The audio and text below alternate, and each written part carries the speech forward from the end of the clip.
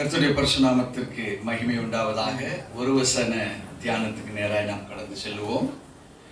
1 யோவான் 1 அதிகாரம் 7வது வசனம் இப்படியாய் சொல்லுகிறது, அவர் ஒளியில் இருக்கிறது போல நாமும் ஒளியிலே நடந்தால் ஒருவரோடு ஒருவர் ஐக்கியப்பட்டிருப்போம். அவருடைய குமாரனாகிய இயேசு கிறிஸ்துவின் இரத்தம் சகல பாவங்களையும் நீக்கி நம்மை சுத்திகரிக்கும். ஆமென். அல்லேலூயா. அல்லேலூயா. இங்கே வேதத்தினுடைய ஒரு கீ வேர்டு இந்த வசனத்துல என்னன்னு நம்ம புரிஞ்சுக்கிட்டாதான் நாம ஒளியிலே நடக்க முடியும். இங்கே வேதம் சொல்லுகிறது அவர் ஒளியிலே நடக்கிறது போல. இதுதான் கீ வேர்டு. இப்போ ஜீசஸ் எப்படி ஒளியிலே நடந்தார், எதற்காக அந்த ஒளியிலே நடக்க வேண்டிய அவசியம் இருந்தது, அந்த ஒளி அவருக்கு எங்கிருந்து கிடைத்தது, இவைகளெல்லாம் ஒரு முக்கியமான திஷ்டாந்தமாக சொல்லப்பட்டிருக்கு. இங்கே ஒளி என்பது பிதாவாகிய தேவனுடைய சித்தமும் கிறிஸ்து என்கிற வார்த்தையும். சோ ஒரு மனிதனுடைய வாழ்வு, ஒரு கணவன் மனைவி உறவு இருக்குன்னு வச்சுப்போம்.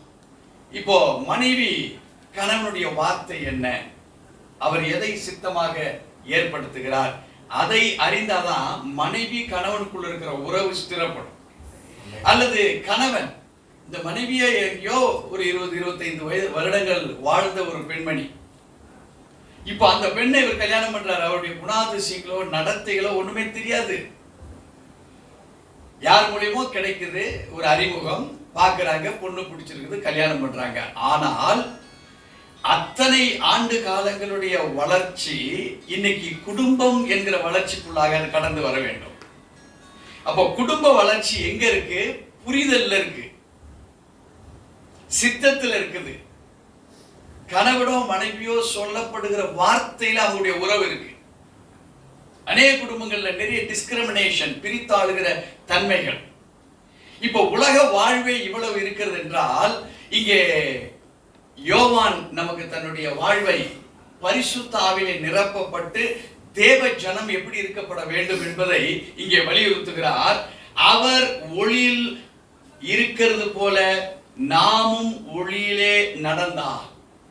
இப்போ உலக வாழ்வு, ஸ்பிரிச்சுவல் வாழ்வு, இந்த ரெண்டும் ஒரு தண்டவாளத்தினுடைய ஒரு குணாதிசயமும் இன்னொரு தண்டவாளத்தினுடைய குணாதிசயமும் ரயில் வண்டி ஓட வேண்டுமானால் அது எங்கேயும் கம்மியாகி ஜாஸ்தி ஆகி போயிடக்கூடாது. இங்க ஆரம்பிச்ச ஸ்டெடி வண்டி எங்க போய் நிக்கணுமோ அந்த லாஸ்ட் பாயிண்ட் வரைக்கும் அந்த ரயில் சரியாக அமைக்கப்பட்டிருக்கப்பட வேண்டும். இங்கே வேதம் சொல்லுகிறது, அவர் ஒளியில் இருக்கிறது நடக்கிறது போல நாமும் ஒளியிலே நடந்தால். அங்க என்ன பண்ணப்பட்டிருக்கு? இப்படி இருந்தாதான்.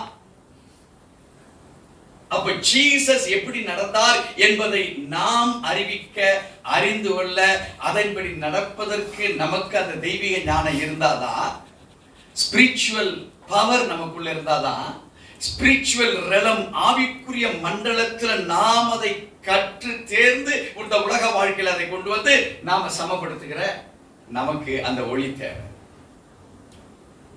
இது எங்க இருந்து வந்தது? ஜீசஸும் பிதாவாகிய தேவனும் they had a very good fellowship. அந்த ஃபெலோஷிப்புக்கு தான் வேதத்தினுடைய வல்லமை உள்ள இறங்குது. இதை நீங்க கிரீக் வார்த்தையில பாத்தீங்கன்னா கொய்னோனியா, கிரேக்கத்துல அந்த ஃபெலோஷிப்புக்கு பேரு கொய்னோனியா. இது என்ன ஃபெலோஷிப்? உலகத்தில் இருக்கிற சகல விதமான எல்லா ஃபெலோஷிப்பை காட்டிலும் பிதாவாகிய தேவனும் இயேசு கிறிஸ்துவுக்குள் இருந்த அந்த மகிமையான ஒரு ஃபெலோஷிப். உங்களை என்னையும் ஆராய்ந்து தேவன் தன்னுடைய சாட்சிகளாக நம்மை நிறுத்த விரும்புகிறார். ஆமென். அவர் நம்மை ஆராய்ந்து பார்க்கிற பொழுது கிறிஸ்து நம்மில என்ன பார்க்கணும்? கிறிஸ்துவும் பிதாவாகிய தேவனும் அந்த கொய்னோனியா என்கிற அந்த ஃபெலோஷிப் அடிப்படையில் இந்த உலகத்தை காட்டிலும் அதனுடைய ஃபெலோஷிப் மிக விலையேற பெற்றது. அப்ப இந்த ஃபெலோஷிப்ல என்ன இருந்தது?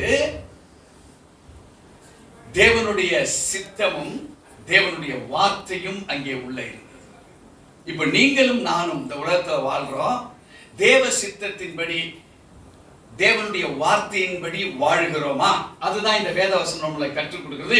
அவர் ஒளியிலே இருக்கிறது போல நாமும் ஒளியிலே நடந்தால் அப்பந்தான் ஒருவரோடு ஒருவர் ஐக்கியப்பட்டிருப்போம். இந்த ஐக்கியம் என்ன செய்யுதுன்னு கேட்டீங்கன்னா, அவருடைய குமாரனாகிய இயேசு கிறிஸ்துவின் இரத்தம் சகல பாவங்களையும் நீக்கி நம்மை சுத்திகரிக்க அது வல்லமையுள்ளதாக இருக்கிறது. சோ நீங்க எந்த ஒளியிலே நடந்து கொண்டிருக்கிறீர்கள்? தேவனுடைய சித்தமா, இல்ல தேவனுடைய வார்த்தையா? இல்ல தேவ சித்தம் கிடையாது, அந்த வார்த்தையை எடுத்து போய் ஏதோ என்னால முடிஞ்சதை நடப்பேன் அப்படின்னா நாம சுத்திகரித்துக் கொள்ள முடியாது. ஒரு 10% தான் நீங்க ஃபாலோ பண்றீங்க.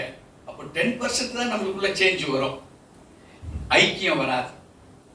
ஆனால் வேதம் சொல்லுகிறது, அவரோடு கூட நாம நடக்கிற தகுதி உள்ளவர்களாக இருந்தால்தான் நாமமும் நம்முடைய தேவனும் அவருடைய சித்தமும் அவருடைய வார்த்தையும் ஐக்கியப்பட்டதாக மாறும். அது வரைக்கும் ஐக்கியப்படாது.